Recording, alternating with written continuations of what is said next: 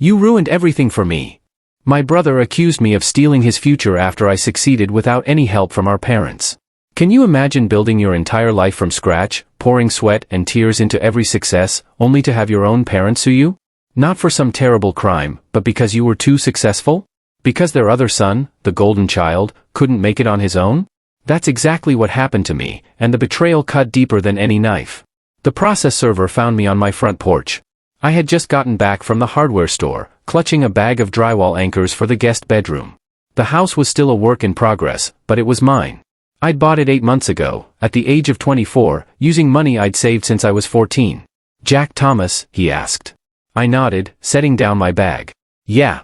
He handed me the envelope. You've been served. Then he just strolled away, as if he hadn't just dropped a bomb on my Tuesday afternoon.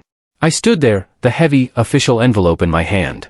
My stomach knotted as I opened it slowly. Karen and Carl King versus Jack Thomas. My parents. They were suing me. I read the first page, then the second, and then went back and reread them again, just to be sure I wasn't misunderstanding anything. Claim, tortious interference with a potential economic gain. Additional arguments include unjust enrichment, fraud, and breach of familial obligation. My jaw dropped. Translation?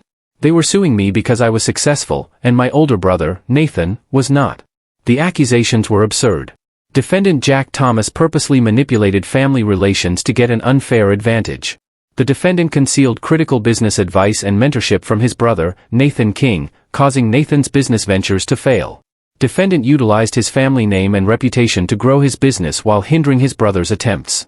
Defendant obtained secret financial assistance from extended family members, which he falsely claimed to have acquired independently. They demanded $300,000 in damages and the transfer of my residence to Nathan as payment for lost possibilities. I sank down onto the porch stairs, the pages rustling in my trembling hands. I read it again. Just then, my phone rang. It was Mom. What the hell is this? I demanded, my voice raw with disbelief. Don't you dare use that language with me, she snapped back instantly. You're suing me. You left us no choice. You've been selfish and cruel to your brother. Selfish? I barked a bitter laugh. Selfish? I worked 3 jobs throughout college while you paid for Nathan's private school. In the background, I heard Dad's voice, let me talk to him. The phone was swapped. Jack, this is happening, Dad said, his voice cold and flat. You can either settle reasonably, or we'll see you in court. Settle for what? What did I do? You know exactly what you did. You built your little business using our family connections. What connections? I scoffed. We're middle class. There are no connections. You sabotaged your brother. Every time he tried to start something, you were there undermining him. I offered to help him. I offered to teach him basic business planning. I yelled, the unfairness of it all burning in my chest. He told me I was thinking too small. Mom's voice cut in again, she'd taken the phone back. You stole his future, Jack. That house should be his. That business should be his. You knew he was the entrepreneur in the family. He's failed 3 businesses. I shot back, incandescent with rage. You gave him $120,000 and he lost it all. Because you sabotaged him, she cried. I was in college, building my own thing. I didn't even live in the same city. Nathan's whiny, loud voice suddenly boomed from the background. That's my house. I should be living there. He stole my life. I closed my eyes, trying to find some semblance of calm. Nathan, you're 25 years old. You live in Mom and Dad's basement. I didn't steal anything. I built something with our family's help. Nathan exclaimed.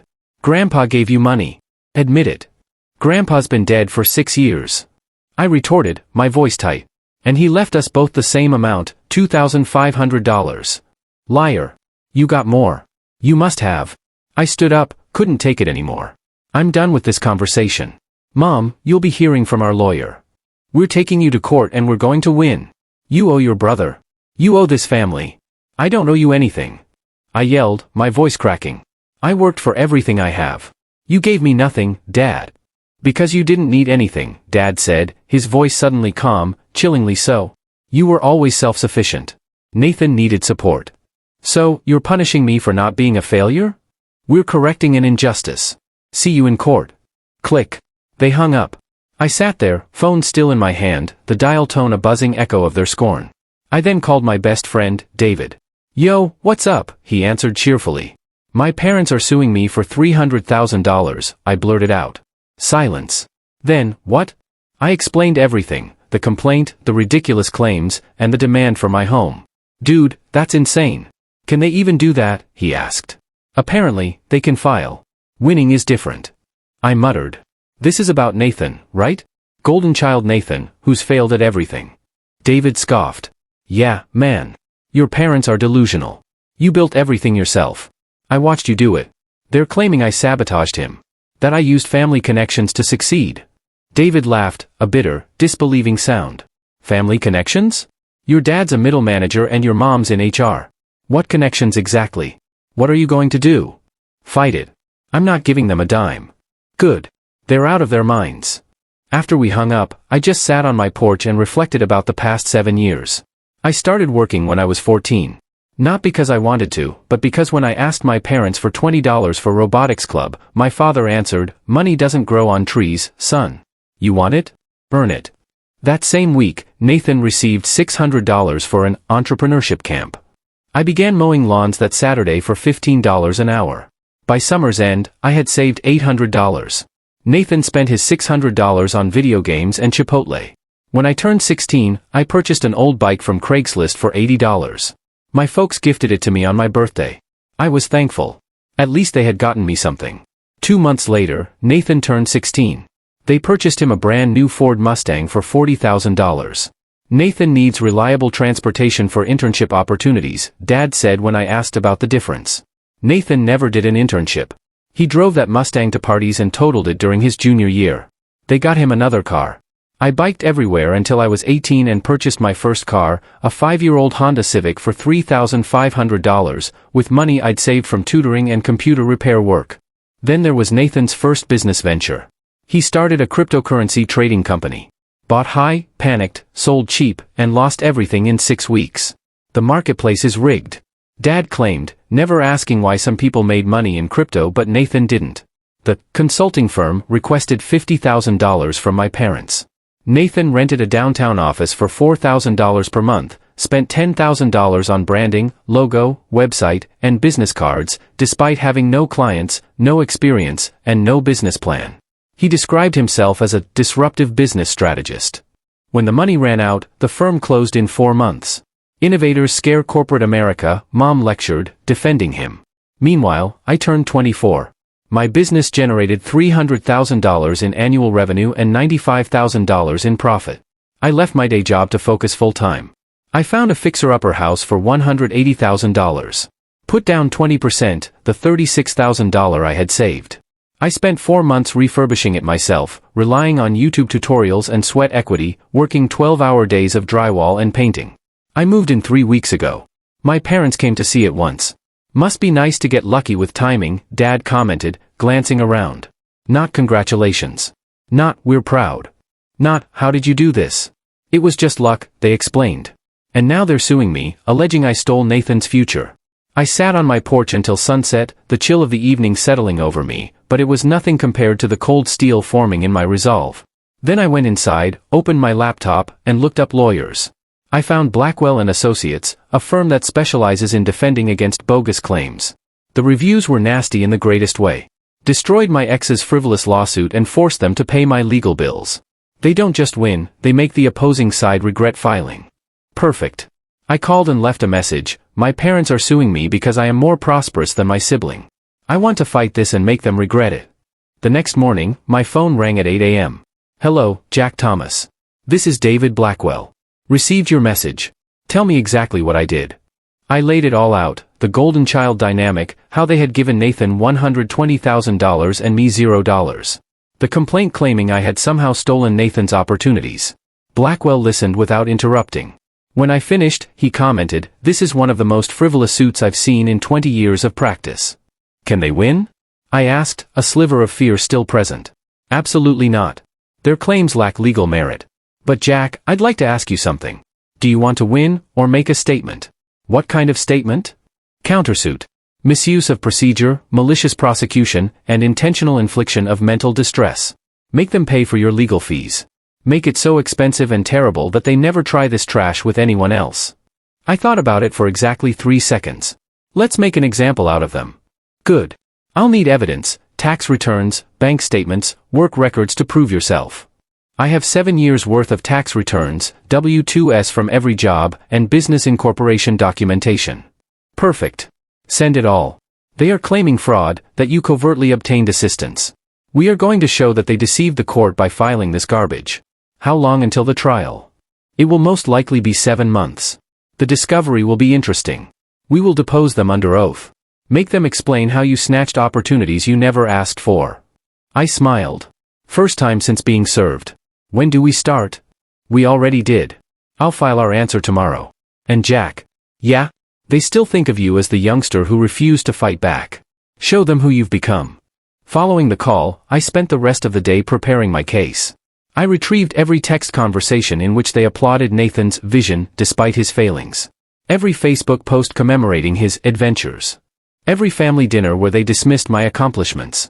Every receipt proving that I had never received a cent from them. By midnight, I'd completed a 47-page chronology. Nathan received a $50,000 food truck, $40,000 in cryptocurrency, $35,000 in consulting, and $220,000 in co-signed college loans, for a total parental investment of $345,000. Jack received nothing. Nathan is currently in debt for $180,000. He lives in his parents' basement, and he has 3 unsuccessful enterprises. Jack's current net worth is $95,000. Business owner, homeowner, no debt.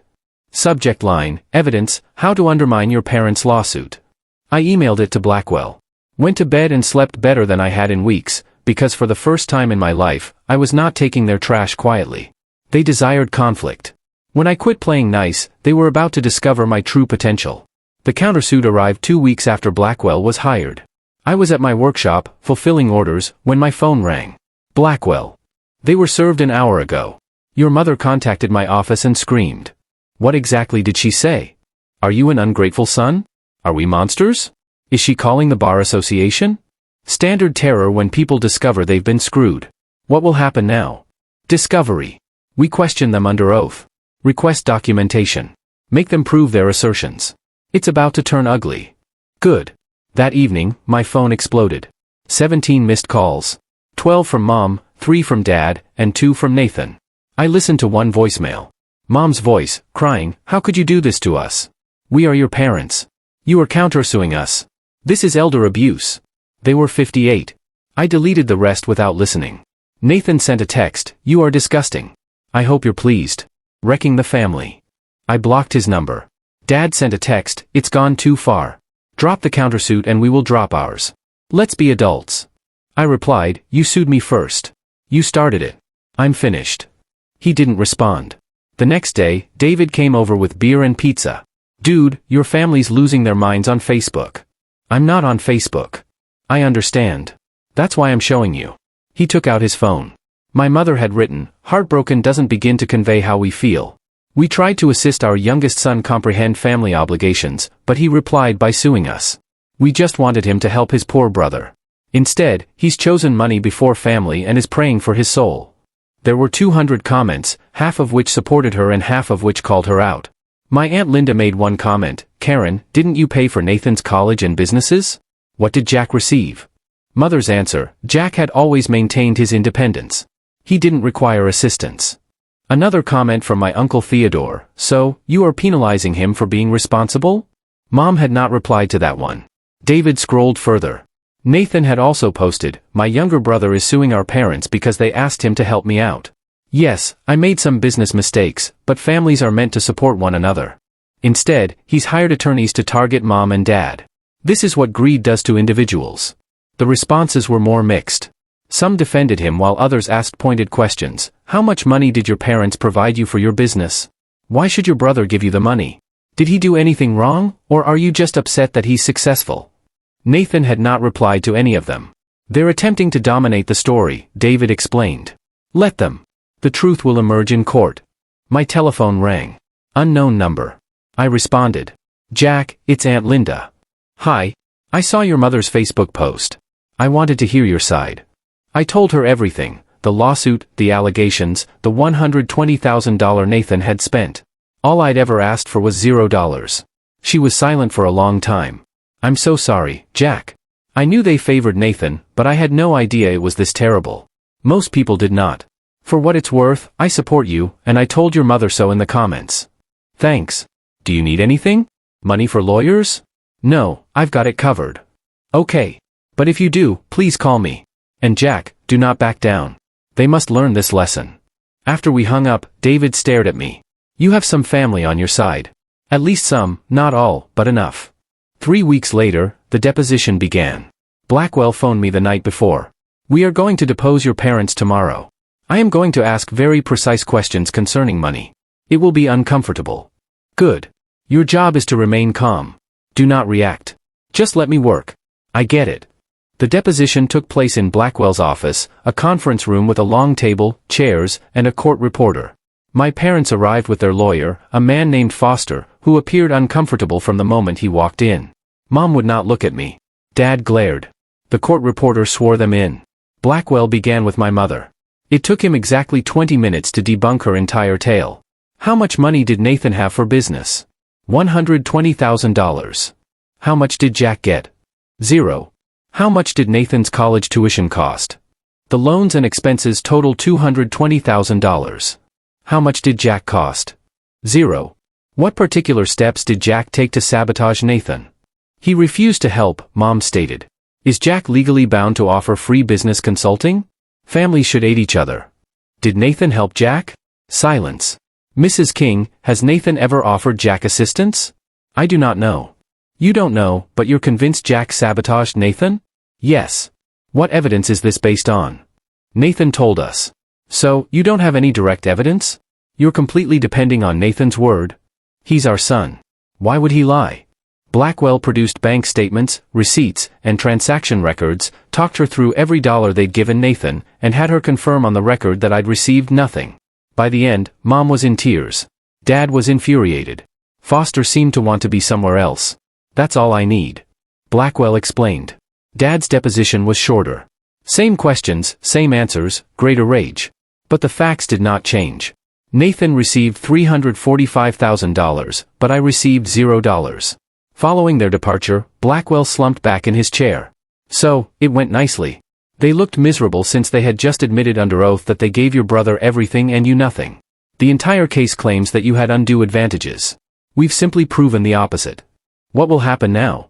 Next week, we will depose Nathan. That will be even more intriguing. Nathan's deposition proved disastrous for him.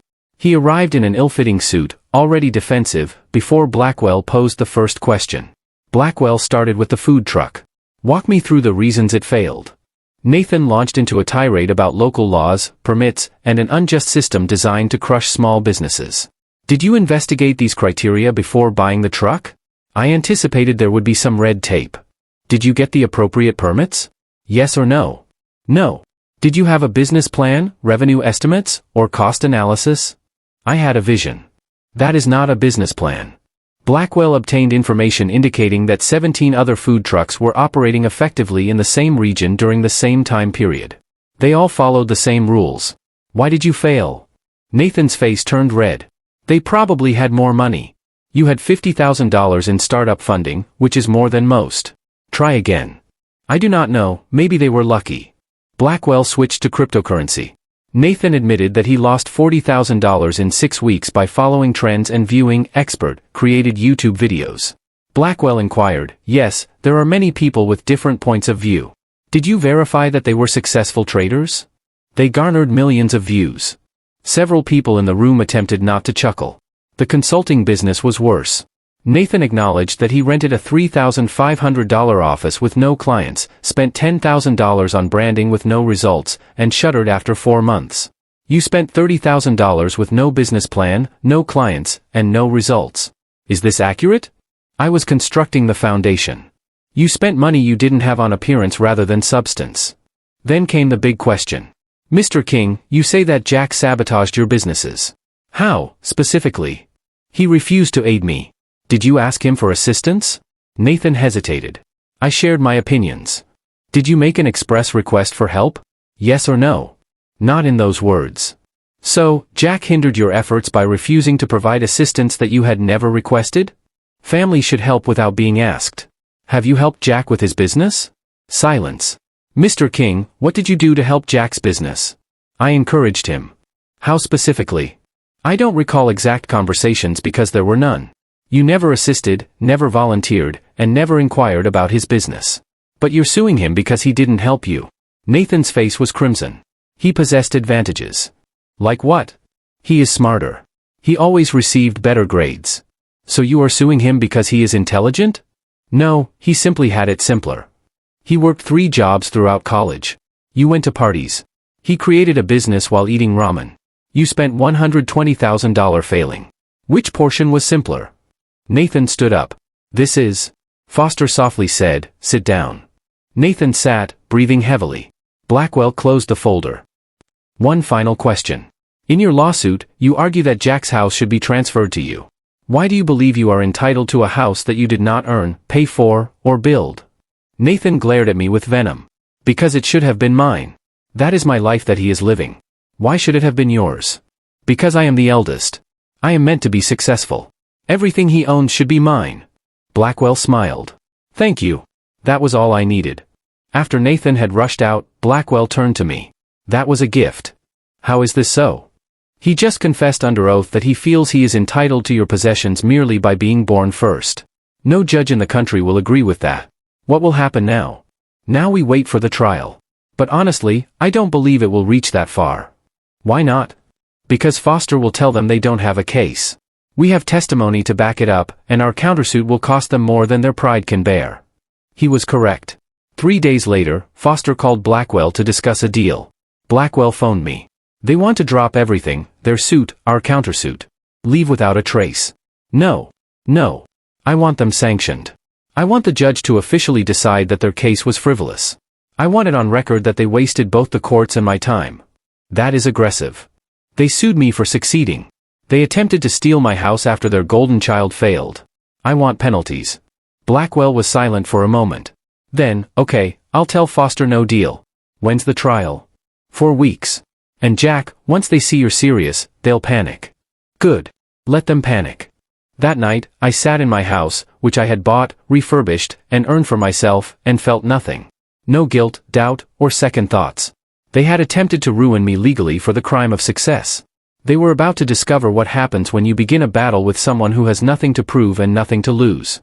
The trial was in 4 weeks, and I planned to make sure they remembered it for the rest of their lives. 4 weeks felt both too long and too short. My parents tried everything to get me to settle. Mom sent voicemails crying about how this was ripping her family apart. Dad sent emails about being reasonable and considering the family's reputation. Nathan sent messages from fresh numbers that I continued to block, calling me every name in the book. I ignored it all. Blackwell kept me informed about their lawyers' increasingly desperate attempts to negotiate. Foster called for the 3rd time this week. "They are willing to drop the action and cover your legal costs." "No, Jack. It's $18,000 in fees. That is a win. I do not want their money. I want a decision." "You understand that means standing trial in front of a judge with your parents?" "Yes." "And are you prepared for that?" "I've been preparing for this all my life. Just didn't realize it until now." David arrived 2 days before the trial began. "Are you sure about this, man? This is your family. When they sued me, they no longer considered me to be family. What happens if you win and they lose everything? Their savings and reputation? They should have considered that before filing." "No regrets." I thought about it. Really thought about it. The only regret I have is that I did not set boundaries sooner. For 21 years, I tolerated being treated as if I were less valuable than Nathan. "This," I said, gesturing toward the legal documents on my table, "this is just the final consequence of their choices." "All right, I'll be there. Front row. Trial day." I dressed in a suit I'd purchased expressly for this occasion, navy blue, well-fitted, and professional. They appeared to have their act together, just as I did. The courthouse was located downtown. The old structure, the marble floors, and the distinct echo all contributed to a more serious atmosphere. Blackwell greeted me outside the courtroom. "Ready?" "Yeah." "Remember, stay calm. Let me do the talking. The judge is going to ask you some questions. Just answer honestly. Don't embellish. Don't get emotional." "Got it." "And Jack, we're going to win." We walked inside. My folks were already there with Foster. Mom looked like she had aged 5 years. Dad appeared annoyed. Nathan sat behind them, arms crossed, and looking at me. The judge was a woman in her 60s. Judge Karen Black. Blackwell had informed me that she had a reputation for not accepting foolishness. All rise. We stood. Judge Black entered, seated, and examined her notes. Please be seated. We're here today for King vs. King, case number 2024, CV 8847. Mr. Foster, your clients filed the original complaint. Please summarize your case. Foster stood. He appeared uneasy. Your Honor, the plaintiffs allege that the defendant, Jack King, engaged in tortious interference and unjust enrichment by— Let me stop you there, Judge Black stated, her voice cutting through the air. I've reviewed the depositions. The plaintiffs gave their older son, Nathan, over $345,000. They gave Jack nothing, and they're suing Jack for succeeding. Is that accurate? Foster shifted. Your Honor, it's more nuanced, is it? Because the deposition seems pretty clear. Plaintiffs spent $345,000 on Nathan, zero on Jack. Nathan failed 3 businesses. Jack succeeded. Now, they want Jack to pay them $300,000. Where's the nuance? The plaintiffs believe that Jack's success came at Nathan's expense, based on what evidence? Nathan's testimony. Nathan's testimony that he's entitled to his brother's assets because he's older? That testimony? Foster studied his notes, looked at my parents, and then back at the judge. Your Honor, families have obligations. Families have obligations. Courts enforce contracts. Do you have a contract showing Jack owed his brother anything? No. But do you have evidence Jack sabotaged Nathan's businesses? Nathan claims aren't evidence, Mr. Foster. Do you have evidence? Silence. I didn't think so. Mr. Blackwell, I assume you have a motion. Blackwell stood. Yes, Your Honor.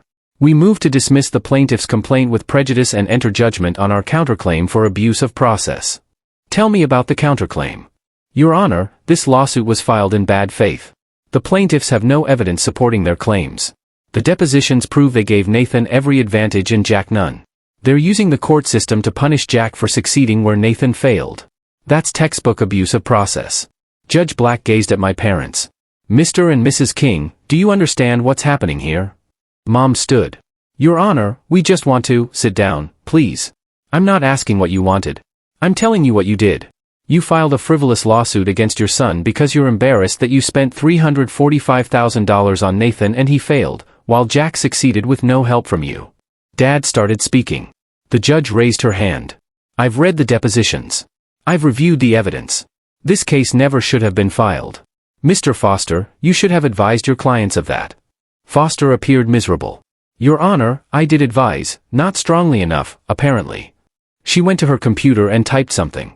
Motion to dismiss is granted. The plaintiff's complaint is dismissed with prejudice. Judgment for the defendant on the counterclaim. The plaintiffs are ordered to pay defendant's attorney fees in the amount of— Blackwell glanced at her. What are we at? $18,400, Your Honor.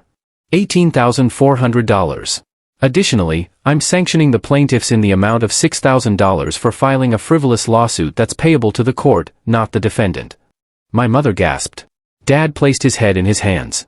Furthermore, Judge Black went on, I'm ordering that this judgment be entered into the public record with a notation that this was a frivolous suit filed in bad faith. Any future litigation by the plaintiffs against the defendant on these same claims will result in additional sanctions. She glanced directly at my parents. Mr. and Mrs. King, I understand you're disappointed that your sons' lives turned out differently than you expected, but your disappointment is not Jack's responsibility. You made choices about how to allocate your resources. Nathan made choices about how to use those resources, and Jack made different choices. He succeeded. That is not a crime or tortious interference. That is life. But, Your Honor, Mom tried. I'm not finished. You came into this court asking for $250,000 and a house your son earned himself.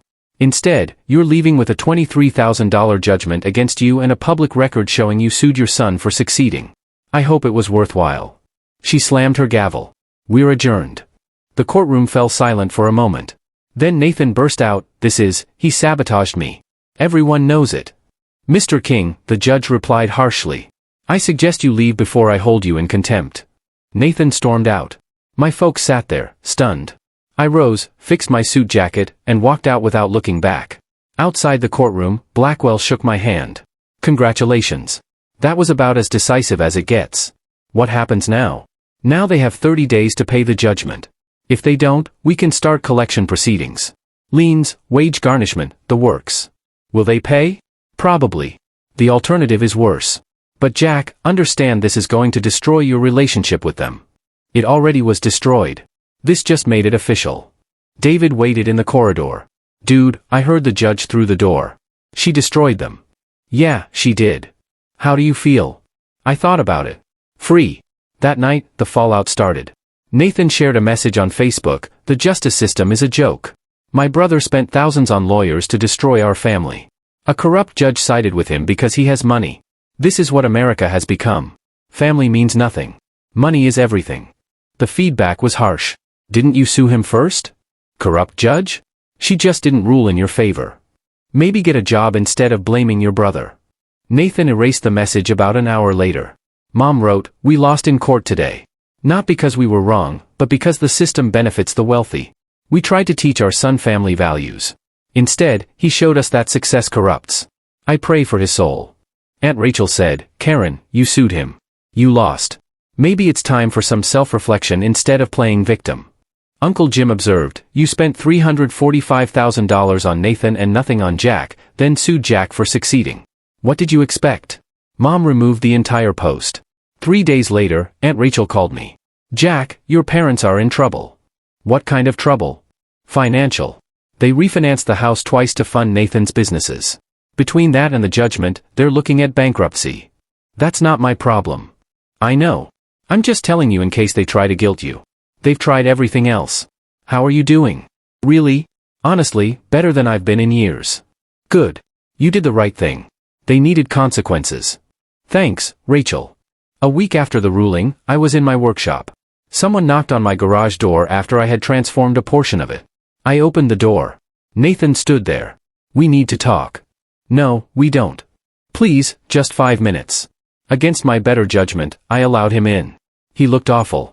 He was unshaven, wearing wrinkled clothes, and had black circles under his eyes. "What do you want, Nathan?" "I need money." I nearly laughed. "You're kidding." "I'm serious. Mom and Dad are broke. They're going to lose the house. I'm living in my car. I need help." "You need help? After you sued me? After you claimed my house should be yours? After you called me every name in the book?" I was angry. "You were entitled. You still are. You believe that because you are older and were Mom and Dad's favorite, you deserve all I have built. You do not. I made mistakes. You made wrong choices on multiple occasions, and now you are paying the price. Welcome to adulthood. So you are going to let us lose everything? You lost everything on your own, Nathan. 3 businesses, $120,000, and your parents' retirement. That is all you. I did not sabotage anything. You accomplished it yourself. Please, I am your brother. No, you are someone to whom I am biologically connected and who has treated me as if I were less valuable my entire life. And now that I've succeeded despite you and them, you expect me to bail you out? The answer is no. Jack, get out of my home. Are you really going to do this? Turning your back on family? You turned your back on me when you sued me. Now I'm just making things official. Get out." He departed. I closed the door. I stood there for a minute. I felt nothing. There was no remorse, regret, or second thoughts, only peace. 2 months later, my parents declared bankruptcy. They lost their house and had to relocate into a modest apartment. Nathan moved in with them. They were all 3 crammed into a 2-bedroom unit. The family group chat, which I had quit years ago, appears to have burst with drama. Rachel kept me informed, even though I never asked. Some relatives blamed me, called me callous, and claimed the family should stick together. Others understood and remarked that my parents had made their bed. I didn't care either way. I was building my life. My business generated $300,000 in revenue. I hired my first employee, began planning expansion, purchased new workshop equipment, completed the guest bathroom renovation, and began dating Isabel, whom I met at a business networking event. She was brilliant, humorous, and running her own marketing firm. I told her about my family on our 3rd date. "They sued you?" she asked, astonished. "Yeah. Because you were successful." "Because I was successful, and their favorite son wasn't." "That's insane." "Yeah, it was." "Do you talk to them now?" "No. And I don't plan to." "Good. That takes strength or stubbornness. Sometimes they're the same thing." 6 months after the trial, I received a letter from my father. I almost threw it away, but instead I opened it. "Jack, I don't expect you to answer to this. I'm not even sure if you'll read it, but I wanted to write it anyway. Your mother and I were wrong about everything. About how we treated you and Nathan differently. About the lawsuit. About thinking we could force you to fix our mistakes. We spent 24 years telling you that you didn't need help because you were self-sufficient. But what we really meant was that we were too tired to help both of you. And Nathan required more attention. That was our failure, not yours. You built something incredible on your own. And instead of being proud, we resented you for it. We saw your success as a judgment on our failures with Nathan. I'm sorry.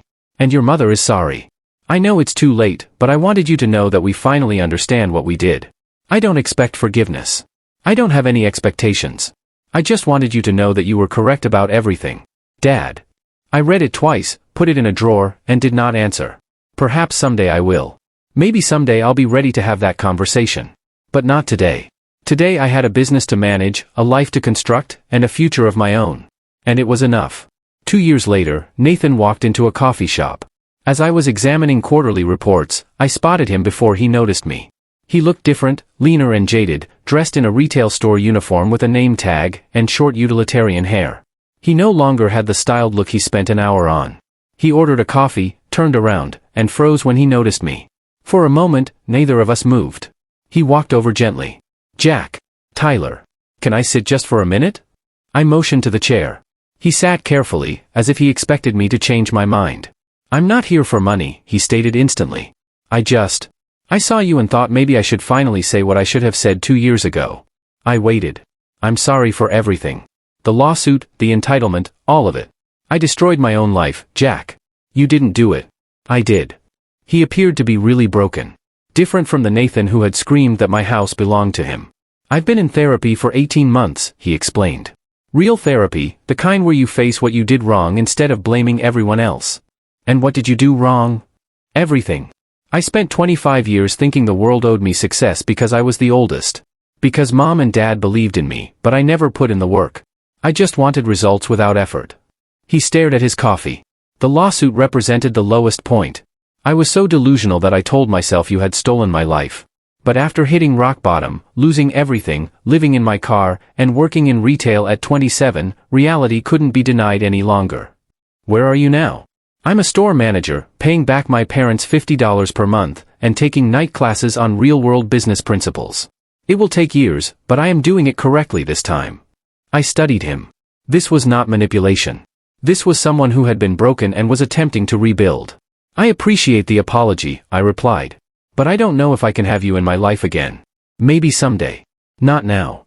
I understand. That's more than fair. He stood and extended his hand. I shook it. Take care of yourself, Jack. You too. After he went, I sat there for a while, absorbing it. My phone vibrated. Text message from Isabel, my girlfriend of a year and a half. Still on for dinner tonight? Yeah. 7 p.m. Love you. Love you, too. That evening over dinner, I informed Isabel about our experience. How do you feel? She inquired. Honestly, I don't know. He seemed genuine. Do you think you'll ever reconcile? Maybe when he's proven it's real. Not just when he needs something. When enough time has passed that I'm sure that's healthy. There's a difference between holding a grudge and having boundaries. 6 months later, my company generated $550,000 in revenue.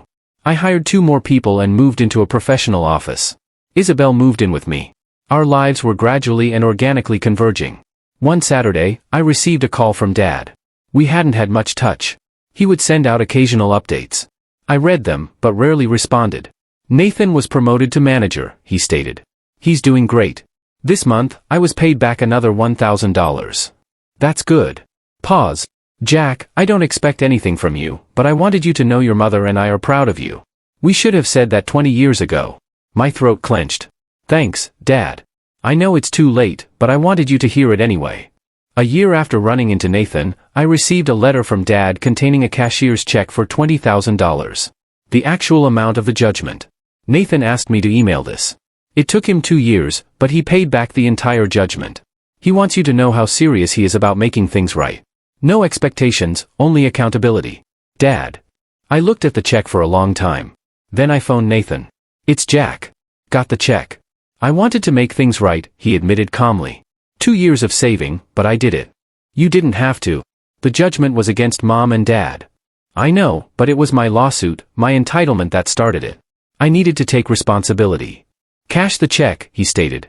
Please, I need to know I did at least this one thing right. Okay, I said. I've donated it.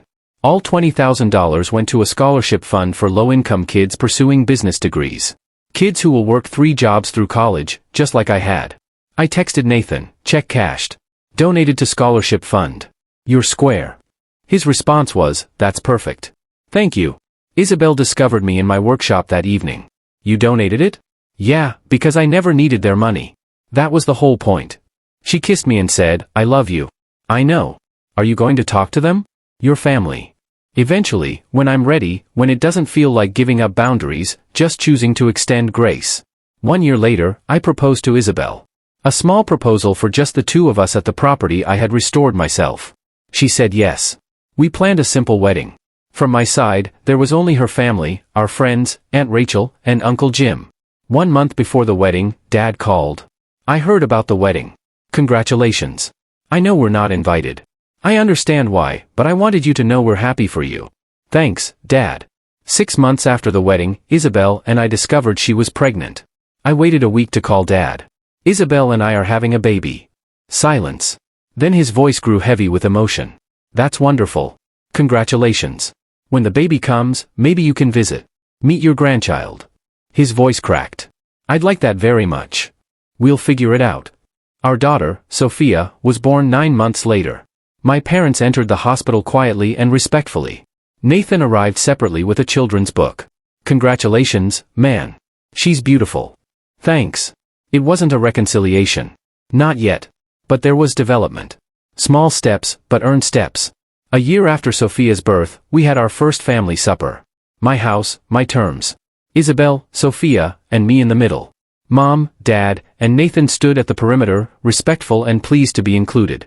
It was not ideal. Awkward silences and uncomfortable times. But that was a start. After they had left, Isabel and I cleaned up. How do you feel? She inquired. Okay, it was okay. Think you'll do it again? Maybe in small doses. Later that night, I stood in Sophia's nursery and watched her sleep. My daughter grew up in a home where she was noticed, valued, and celebrated for who she was, rather than as a golden kid or a problematic sibling. I reflected on the litigation, the trial, and the years of hurt. And then I realized something. The finest retribution was not to ruin them. It was creating a life so fulfilling that their affirmation was no longer necessary. And then, when I was ready, and they had earned it, I let them back in. Not because I needed them, but because I wanted to. That was power. That was peace. That was true success. Have you ever had to choose between family loyalty and your own self-respect? How did you find your peace after such a betrayal? Tell me what you think, I really want to know.